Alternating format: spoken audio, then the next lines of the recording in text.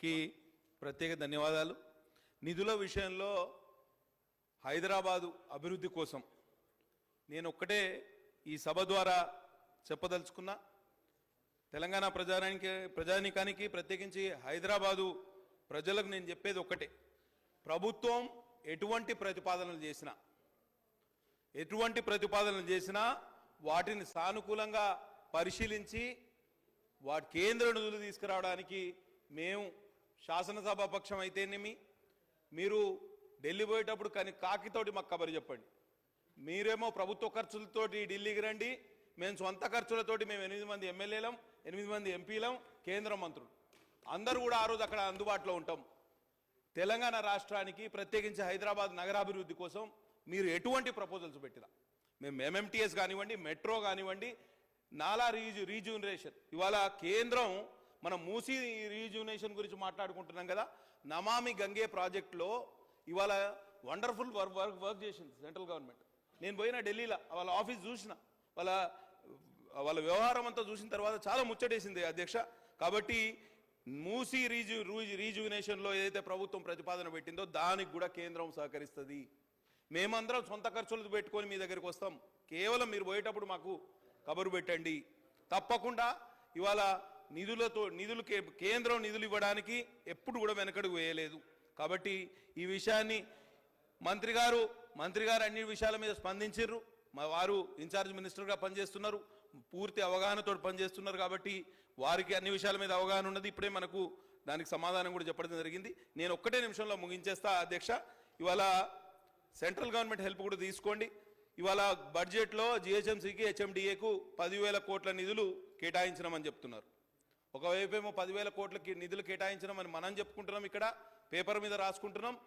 మొన్న శాసనసభ మొదలైన మొదటి రోజే బల్దియా ఆఫీస్ ముంగట, జిహెచ్ఎంసీ ఆఫీస్ ముంగట 1,200 కోట్ల బిల్లులు రాలేదని కాంట్రాక్టర్లు అందరూ ధర్నా చేస్తారు ఫస్ట్ డే. కాబట్టి గత ప్రభుత్వం ఏం చేసి ఉండవచ్చు, but government is continuous process అధ్యక్ష. గత ప్రభుత్వం చేసింది ఏంటంటే గత ప్రభుత్వాన్ని ప్రజలు శిక్షించారు, ప్రతిపక్షంలో కూర్చోబెట్టారు.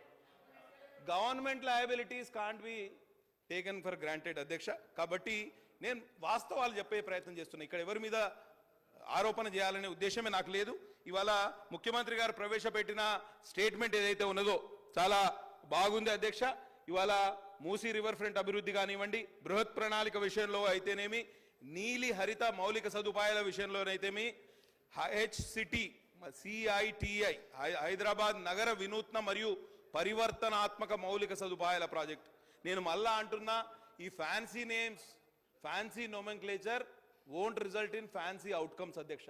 హైడ్రా అనే పేరు పెట్టినరు, ఇవాళ HCT అనే పేరు పెట్టినరు. కానీ మనం కమిట్మెంట్ తోటి, డెడికేషన్ తోటి, దూరాలోచనతోటి, ఫోర్ సైట్ తోటి పనిచేయకపోతే మాత్రం వెనకబడిపోతాం అధ్యక్ష. మెట్రో రైల్ ఎక్స్పాన్షన్ విషయంలో ఈ స్టేట్మెంట్ చెప్తోంది, తప్పకుండా మెట్రో రైల్ ఎక్స్పాన్షన్ కూడా జరగాలి, నాలాల పునరుజ్జీవనం జరగాలి. అండర్ పాస్ల నిర్మాణం నుంచి కూడా మన తోటి శాసనసభ్యులు చెప్పారు, అండర్ గ్రౌండ్ టనల్స్ కూడా నిర్మాణం చేస్తామని చెప్పడం జరిగింది. అట్లనే ORR చుట్టూ మరో 4 సాలిడ్ వేస్ట్ మేనేజ్మెంట్ ప్రాజెక్ట్స్ కూడా నిర్వహిస్తామని చెప్పడం జరిగింది. హైదరాబాద్ నగర అత్యంత ప్రాముఖ్యతను మేము గుర్తిస్తున్నామని ప్రభుత్వం చెప్పడం బాగుంది. హైదరాబాద్ నగరం మరియు TCUR పై దృష్టి సారిస్తూ అర్బన్ అభివృద్ధికి బడ్జెట్ పరంగా మద్దతు ఇవ్వడానికి ప్రభుత్వం కట్టుబడి ఉంది అని చెప్పడం కూడా చాలా సంతోషదాయకం అధ్యక్ష. ఇవాళ నేను ఒక్కటే విషయం చెప్పి ముగిస్తున్నా అధ్యక్ష. ఇవాళ మన భాగ్యనగరం, మన తెలంగాణ రాష్ట్రానికి భాగ్యరేఖలాగా మారాలి, మన బతుకులు బాగుపడాలి. తెలంగాణ ప్రజలు, ప్రత్యేకించి హైదరాబాదు నగర ప్రజలు కూడా ముందుకు పోవాలని మనస్ఫూర్తిగా ఆకాంక్షిస్తూ సెలవు తీసుకుంటున్నా. ధన్యవాదాలు అధ్యక్ష.